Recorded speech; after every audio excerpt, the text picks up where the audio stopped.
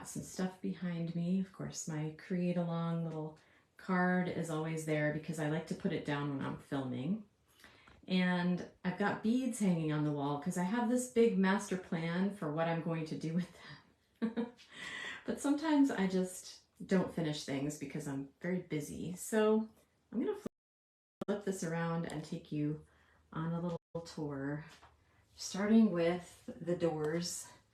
And there is my project from a polymer clay adventure where I did a mosaic, like a faux taxidermy. I had a lot of fun with that project. So this is something I made for a bead and button competition a while back. This is Kato clay and cubic zirconia.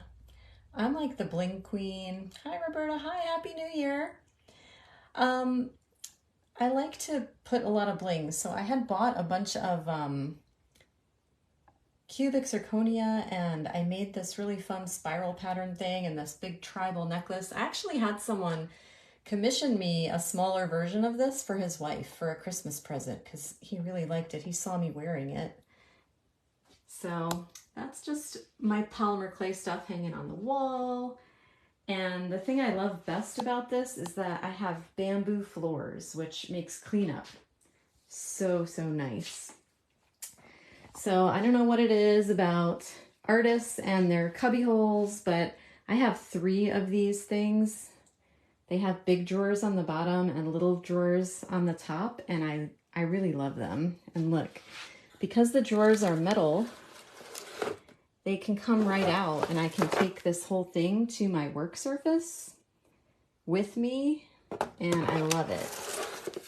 When I go teach classes, I even bring some of the drawers with me. Like, for example, all the cutters that I bring to classes are in these upper drawers, and I just take them with me. So lots of fun. I've got a whole drawer full of veneers there. I take this with me to classes too, and I just let my students use them. So fun stuff. I bought this cabinet. I'm just taking people on a tour if you're hopping on. I bought this cabinet at a flea market for like $10, and I love it. It's metal, so I can put all my unsightly stuff inside of there and even hang like hooks and magnets and things on it. And this is, believe it or not, this is washi tape. This is a roll of really wide metallic gold washi tape. So I just decorated it because it was gray, and of course I wanted it to be colorful. And then across the tops of all that I have colorful boxes. Hey Gail, how are ya? Colorful boxes full of stuff and paints and just all my little storage things. And here, I wanted to give you a little tip. These are cloth-like rags. They're basically paper towels, but thicker, and they don't have that paper towel texture look to them. And it came in a box of 300, and I got these at Home Depot.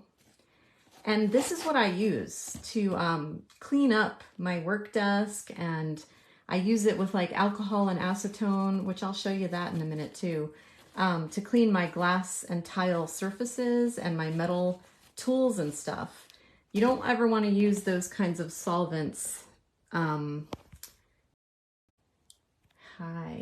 don't want to use the solvents like acetone and alcohol on your acrylic or plastic tools or cutters. I see a lot of people using them, and there are some like groups that have started kind of recently where I feel like people started a big polymer clay group, but they didn't have experience with polymer clay, so they're kind of passing around information that's a little bit harmful. And one of the informations is like using acetone to clean your tools, and it creates little tiny cracks in the acrylic stuff and makes it worthless, like useless, because then it sticks to the clay and the clay gets stuck in it and it's not cool. And acetone can actually dissolve a 3D printed cutter and polymer clay. So I don't know why you would want to use acetone around any of that stuff. So don't do that. Yeah, so I do use little spray bottles of it. Like here's my work surface and stuff. And this I'm gonna play with you in a few minutes. And I keep these little bottles. This one has acetone in it to clean this glass surface, and this one is tile. But I would never use it, for example, on my acrylic rod because it would damage it.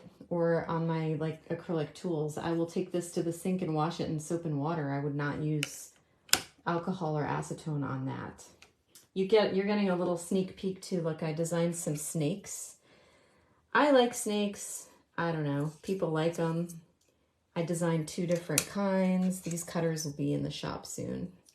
And then the cutters that I was playing with on YouTube this week are in this lovely contraption here because I thought, you know, we've been making cutters that have like the same shape hole in them, but I wanted something different. So I made some cutters that have some other kinds of holes. So if you come over here, these, hey, hi guys, everybody who's on, thank you so much for hanging out with me. I work from home, so sometimes I need to hang out with people. Especially people who understand the obsession, and I like to bead. So this is my beads that I put on these little racks that I made. It's like an acrylic rack that has a little ladder on it so that I could see all the beads right in front of me when I sit at my beading desk. And I'm working on some earrings, and this is where I pull out like my tools and things from here to work on a tray so that the beads don't go everywhere. And I have my reading glasses because I can't see anymore. And if you guys have been with us for a while, I made this at, yeah, don't you like that, Deborah? It's like, I don't know. I've thought about maybe making those ladder things for other people, but it's a little tricky. I just kind of invented them for myself because I want to be able to see them. I want my desk here to look like a bead shop so that I don't go to the bead shop every day and buy more beads because I already have them here. But yeah, so this I made at a Lisa Renner class when we did Polymer Clay Adventure in Paradise. We went to the Outer Banks in North Carolina, and I made this pretty little container with seashells and stuff. She's so great. Lisa has some classes on our website. This is not one of them. This was an in-person class. And then up here, like I have my strands of beads. I have this idea for these. They're so pretty. They're these big rounds of agate. So I leave them out to remind me to use them because otherwise, if they're put away in a drawer somewhere, same thing with these, like this whole little tray full of agate pieces. Look at how pretty that is. It's supposed to be there to remind me to do this project. But sometimes I'm just busy and I can't get to it. I bought that little thing because look, right here, my pasta machine with the motor is sitting right at like the right level for me to just come over and use it. And then my most used tools are in this little spinner. Yeah, isn't the pink and orange and turquoise are like my favorite colors, but that piece in particular, I went through this man's thing of agate pieces and chose these because I just loved the colors. I wanted to do something with them. So I actually do have quite a few that kind of share that color scheme. They're really pretty, inspiring colors. But yeah, so then down here I have some more things that have like just my go-to things, you know, just stuff I want to have out that I can just quickly grab. Up here is kind of my overflow. I have a couple of these little mannequin guys, and I like putting them in this position with their arms flung up like they're super happy. And there's just a bunch of stuff. Hi, Janice. I made that little kitty cat that the other mannequin is holding in a class one time, a long time ago.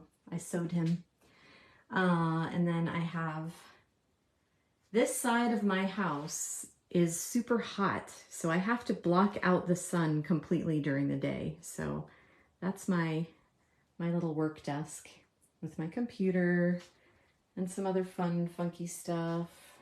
All my, I like to paint too, so my watercolor paints and things are here. And then over here is my photo station so that I can take photos of stuff on Create-Along's orange and teal backgrounds. And then my, this is like my bookshelf of iniquities. I just have so much stuff over here that just got shoved in the bookshelf. I don't know what to say about that. And then this guy is a floating table. So I can kind of drag it around the studio and do stuff with it as needed. And then inside that closet is full of painting supplies, canvases, acrylic paints, and all that stuff. And here is my secret weapon. This is a boom tripod. This is called a boom. So if you are interested in like filming yourself making stuff, this holds my phone above the surface so that I can show people. This is like how I film YouTube videos and stuff. So I'm gonna take, hello Lorna, I'm gonna take my phone off of the selfie stick and put it down there because I wanted to show you, I'm gonna play with just stencils and gold leaf and stuff. I wanted to invite you to kind of play along with me as I do that. So I'm gonna flip this down.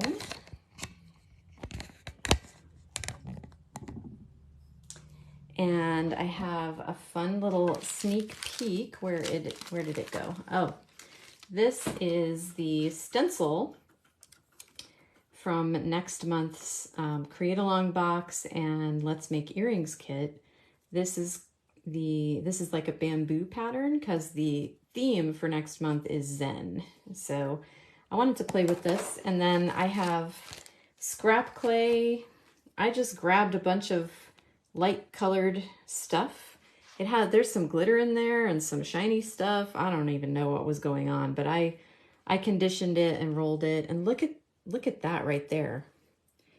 That is bordering on beautiful, delicious marble. I might have to save some of this with some cutters. And that's what I do. Like this thing right here,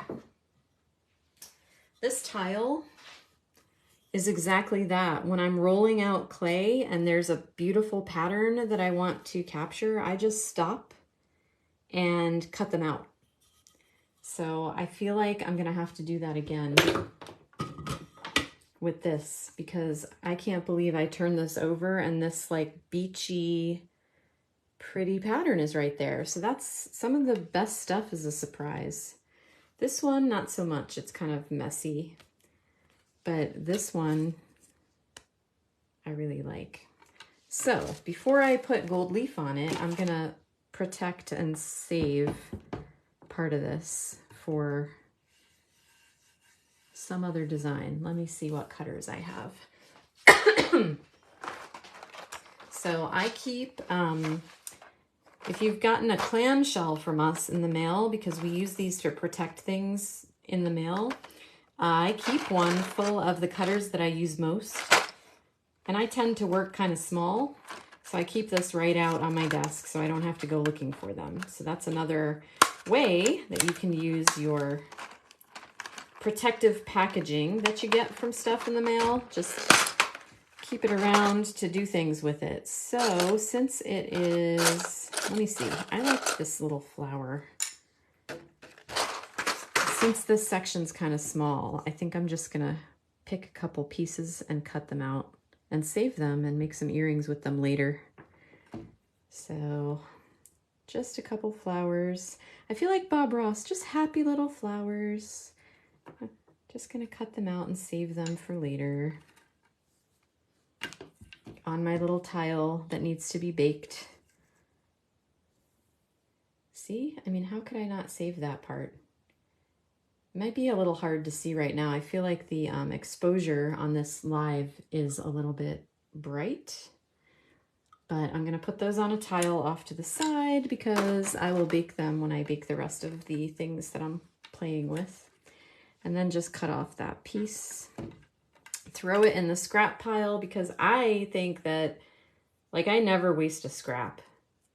I keep my scraps in a drawer and just pull out the drawer and gather together some stuff whenever I want to make a project and see if I can use a color or something. So that's what this is from.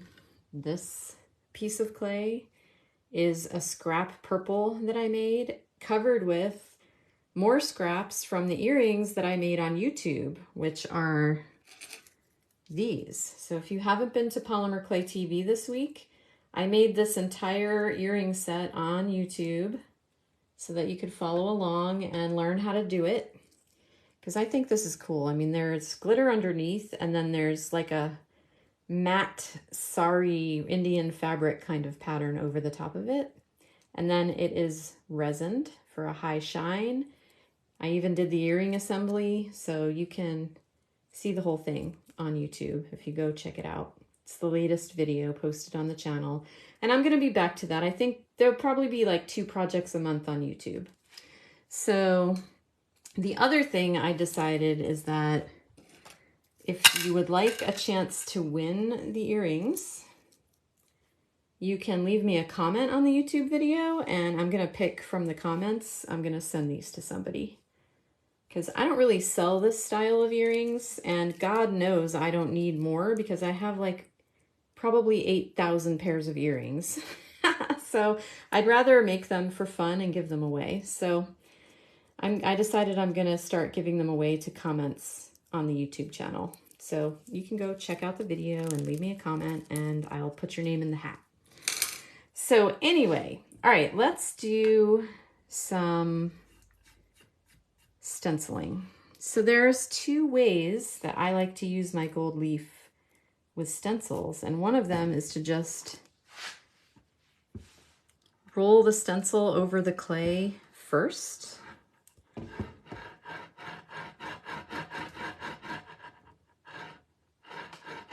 And then get the piece of leafing, which here I have a bunch of stuff. This is my simple sheets. So I think this is the blue variegated, and then I've got the copper, silver. This is a whole set of them. So which one do I have here?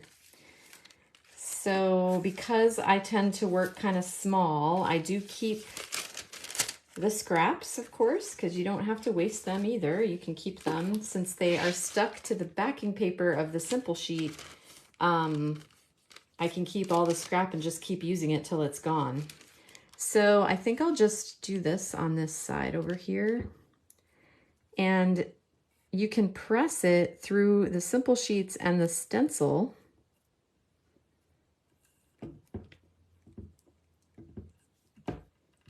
And it might take a minute, it might take a little finesse. You have to be patient because I'm really pressing it through so that it hits the clay.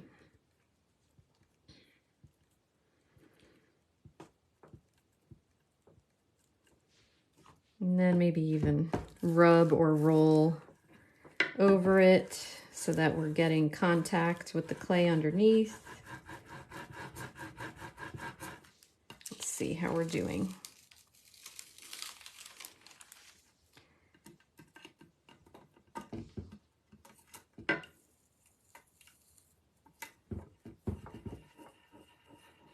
Right, and we're just gonna be stenciling the clay with the gold leaf that is appearing above the stencil, right? So the leaf is gonna stick to the clay through the stencil. So this is the way to get, I guess, what you would call the positive image of what the stencil looks like. And then all the little extra tidbits are just gonna stick to the clay that's sticking up next to it. And then the other way is the way that Elisa often shows on Instagram, where, and I'll do that in a minute because I want to get like the opposite effect.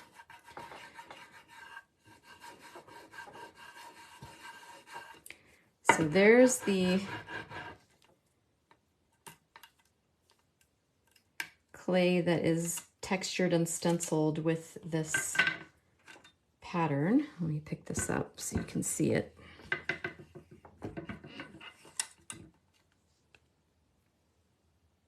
This pattern of pretty leaves that's going to catch the light because it's copper leaf, or kind of looks like rose gold, whichever way you like it better. I know on this video it's showing up kind of more gold than copper, but it really is a copper color.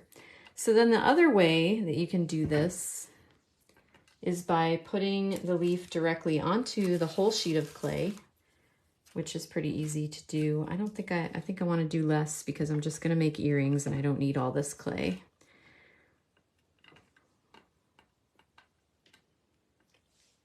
So then I'll just take my sheet of simple sheets and put it over the clay and rub it right on.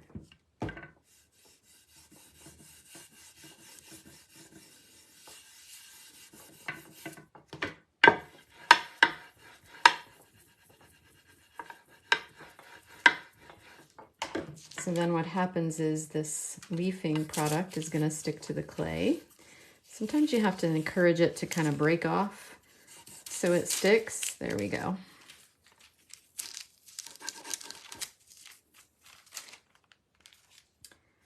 There we go. That looks nice. And I'll take these little extra bits that have kind of stuck to the side and put it on some scrap clay for later. I don't like to waste materials, and I don't like to have this leaf stuff flying all over the studio because it's like glitter. It can get everywhere, and then you find it, you know, 5 days later in your hair or in your bed, and you're like, how did gold leaf get into the bed? Because I walked all over it, and the cat walked through it. It's fantastic. So we'll just leave this scrap to the side to pick up any stray pieces of leaf. And then because I rubbed on that really hard, I like to pick it up off the surface before I do any more stuff to it. Right, so I kind of just set it down, and now I'm going to put the stencil back over it again. So we have a couple choices here. We can do this design, which look at, I gotta show you how pretty this is. If you just did that with the stencil, you get an embossed look. So the leaves are subtly there, and they are a little bit raised. Might be hard to see, but they're raised up from the surface. So it's a lot of fun. Deborah, that's funny. Yeah, you hear me on owning too many earrings? I mean, I'm the queen of like, oh, I don't have earrings to go with this outfit, so let me just make some. And then I'm lucky to have an earring pair that goes with every outfit in my closet. And then where do you put them all? So giving them away is fun. Okay, so now I'm going to put this back pretty much where it was. Roll over it and try to get this kind of stuck down, because now I'm going to cut off. I think maybe I'll just do it on half. So then I have both looks in one piece. So if you can get this kind of stuck and take a nice thin flexible blade, which is what this one is a clay blade, and scrape off, it doesn't want to stick, scrape off the clay. And with a stencil like this, you kind of have to go in the same direction as the design, right? So you've got to kind of find your way to which direction is going to work best. To get the top layer of the gold leaf and the clay to come off. And that's when this will come in handy, because we'll just pick up these little stray scraps with this piece of clay that I have sitting off to the side here for that purpose.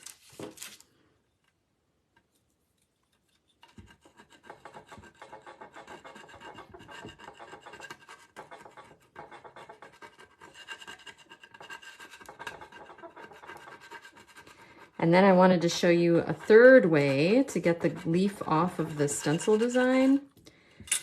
So let me just get this. And that way involves tape. So you can either do it with Scotch tape or packing tape. I happen to have some Scotch tape here, and that's the one that I use most. So just take a little piece of this and pull the leaf with the tape off of the stenciled parts. So if you don't want to do it with a blade, you can do it with tape. And this is really just going to pull the leaf and not pull the clay.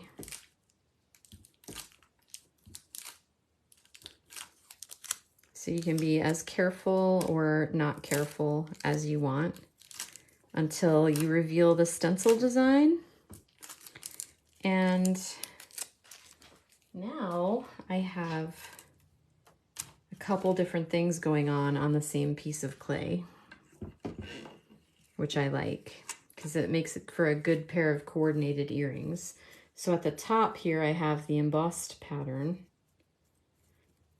And on the bottom, I'm actually revealing the color of the clay underneath. Isn't that cool? So stencils can be used so many different ways, and this is 3 of them in one short little demo, right? So I will cut some pieces. So now I have the positive design, the negative design, and the embossed design all in one fell swoop. And I kind of feel like I need to make some stacked earrings with that and have some fun. So that's what I will do maybe for next week's YouTube. Finish off, you know, a pair of earrings using all of it. So let me come back. Thank you guys for hanging out with me. I'm going to put you back on my little holder so I'm not so close. Sometimes you don't want to be like right up in somebody's face. You want to be a little further away. Do you guys have any questions? Let me see. I was just watching and seeing who was watching, but if you have questions, now's the time to ask, because I think I'm going to sign off in a couple minutes and not spend too much time because we're, you know, everybody's busy and it's going to be dinner time, and I know my dogs are going to start bothering me about dinner because their tummies are going to rumble. And I'm glad that I am able to hang out with you. So yeah, this is my little art studio. I actually did just look at a house, so I might be moving again rather quickly. We kind of have like a dream house situation here in North Florida. If you've been following me on Facebook, you'll see that once in a while I post pictures of the horses at the farm where I ride every week. And this beautiful property just came for sale that's right next to a big state forest that we have here in Jacksonville. It's called Jennings State Forest, and inside of there, my favorite technique for earrings, okay, I'll talk about that. So in Jennings State Forest, there's horse trails, and this property is right next to it, so that means you can walk out of your yard and right onto the trail, which is very fun and attractive to me. So we're probably going to put an offer on a house, so I'll be moving again soon, maybe, if everything works out. Pam said, thanks for the tour, much neater. Well, I mean, I didn't really show you the floor. I mean, you can see that I have bags and stuff, little piles of things around because I try to be neat, but also I just seem to always collect things that I'm not sure quite where to put. So to answer Deanna's question, what's my favorite technique for earrings? I mean, I personally really like the glitter and silk screen. That's what I'm wearing right now. I have a thing for sparkly things. So I'm like a magpie. I like to collect them. I like to wear them. I like to make them. So I like to do the technique that I put on YouTube yesterday is my favorite all-time technique. Like putting glitter on clay and then silk screening over it, probably with a matte paint. The matte paint that I used was a Waverly chalk paint. And then making cutout earrings and using resin to give them that high shine. It really makes the glitter pop. I like dangling things. So like these earrings have dangling beads on them, and the ones I made the other day have like those big dangles. So I like to purchase beads that have facets and cuts on them that will catch the light because of the sparkle. And I like to put the glitter, like this earring is not all glitter, right? It's like subtle glitter that shows from underneath. So that's why I really like exactly that technique. I also sometimes, believe it or not, have trouble silk screening with paint. Elisa's way better at that than I am. I'm good at silk screening with powder. So this technique of silk screening over the glitter with a chalk paint actually makes sort of a fuzzy, more fabric looking design. And I find that easier because then like when I make a mistake, it doesn't show as much. So that might be why I like it so much, because it's not like a precision silk screening technique. It's more of like easy, flowy look to it. So that's why I like to do that. So